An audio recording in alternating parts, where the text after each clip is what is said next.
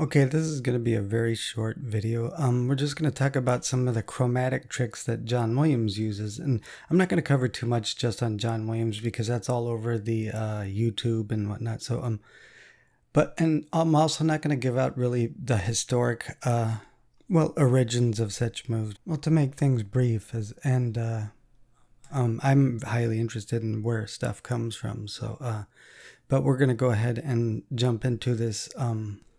First, we'll cover the kind of chromatic neighbor tones and moves that he likes to use, okay? I did a really quick mock-up example that I just did really fast. So for an E minor, for instance, could be natural minor. He will still often use this chromatic neighbor tones that are a half step apart from the root. And then the flat 5, he loves the flat 5, especially landing melodies on that particular note. And he also loves to do the chromatic kind of planing with parallel triads. Okay. Even though they may be out of key, okay? So I literally created something in about 20 minutes using these techniques, and I'll just play it back really quick. It's very short.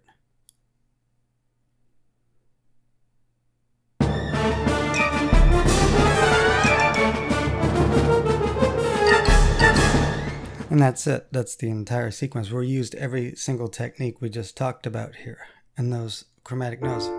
So the chromatic neighbor tones to the root of D minor, and then the flat 5 were involved in this, and then some chromatic planing. And I just wrote out a very basic non-marked up sketch here. So I'll play the melody. Flat 5. Landing on the flat 5 as your end note. Interestingly enough, if you do that in specific ways, it'll also sound comical.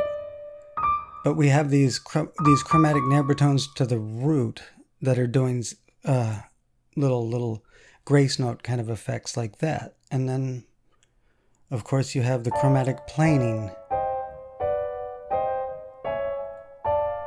of parallel triads.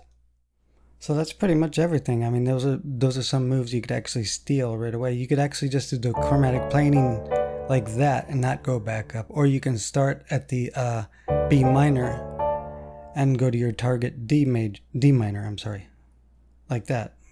There's no rule against where you start it. So the emphasis, I'm using D natural minor, but with all those chromatic moves. So switching to E or something, let's use those concepts.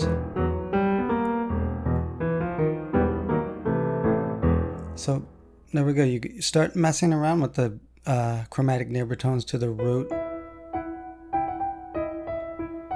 Maybe just a flat 5.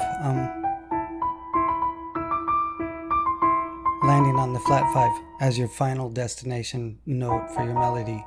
You could do it like that too. Planing. So again, as a review, we got the flat 2 chromatic neighbor tone and the raised 7th, the flat 5, and often emphasizing that flat 5 as a target note in a melodic context. So, and then the chromatic planing.